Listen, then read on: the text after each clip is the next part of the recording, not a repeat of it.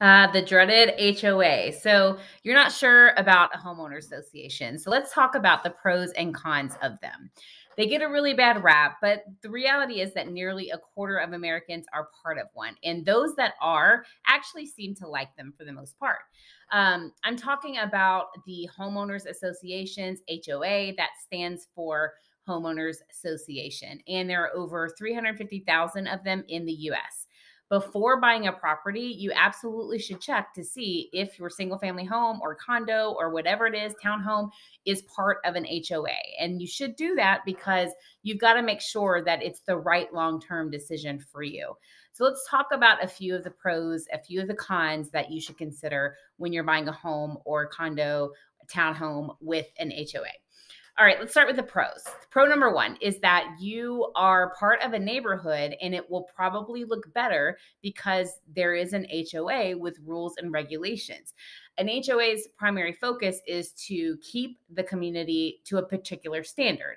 It wants to protect the property values. And because of this, they're going to create and enforce rules about things like lawn maintenance, paint colors and standards on homes, other property maintenance and upgrade decisions that may make you more attractive, more curb appeal. No abandoned cars in the parking lot or in the yard. Okay, those are examples. It usually results in a clean and uniform look to the neighborhood. Another pro is that there are amenities that may come along with the HOA, things like pools, hiking trails, dog parks, other shared spaces, grilling patios. These can be included in the agreement and they're exclusive to you, and your HOA regulates them. They're not available to outside members of the general public. So there's a exclusivity that is there that HOA members seem to like, because when they're using their pool, they know that only members of the HOA will be there. Along with those shared amenities may also come shared maintenance costs. Not only will there be shared spaces, they'll be maintained by the HOA, but some or all of the lawn care may also be part of those costs. So in a lot of people's eyes, this is one of the main benefits because they don't have to have upkeep of their lawn. They'll have someone coming to do it for them. So if you don't have to worry about maintaining your landscaping, that can be a huge relief for somebody that doesn't have a green thumb, like me.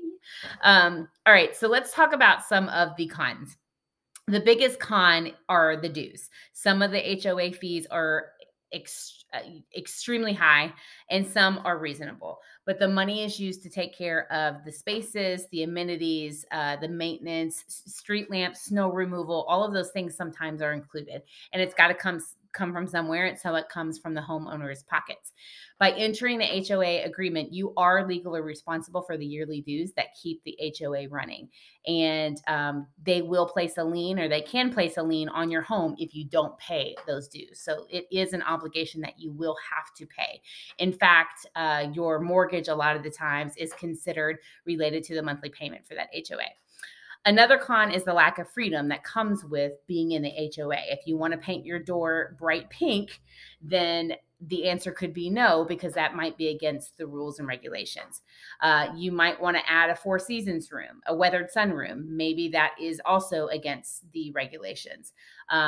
Other times, if you are responsible for cutting your lawn and you were out of town, then you could be fined if it gets a little too long and that's outside the rules and regs.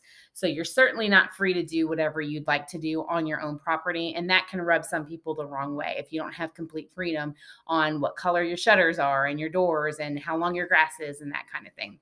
So finally, the last con would be that the potential politics of the HOA can come into play. If you happen to upset a particular neighbor or somebody on the board of the HOA, you have an interaction that's not good, that person could make your life difficult. And that person could decide that they want to enforce obscure rules that maybe they hadn't enforced before. Sometimes there can be a little bit of revenge. That's not common, but it's politics, and that can happen. There could be chipping on your mailbox, and so all of a sudden you have a fine, or you are being charged extra in your dues.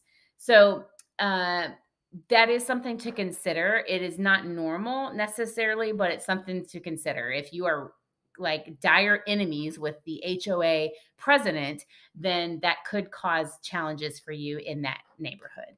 And then legal challenges are not uncommon in these instances if somebody feels like they're being unfairly treated.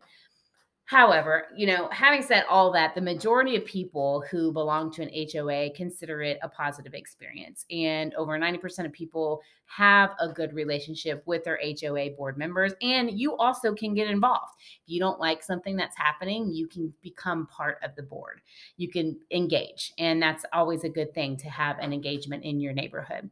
As with most things, devil's in the details. So make sure you read the fine print. Um, make sure you know what the rules and regulations, intentions, and what they mean, what it is that the board is intending to get across in the rules and regs, and make sure you understand what you're going to be held accountable to. If you have any experiences with your HOA, positive or negative, we'd love to hear what those are, and leave them in the comments, and we can have a discussion about it.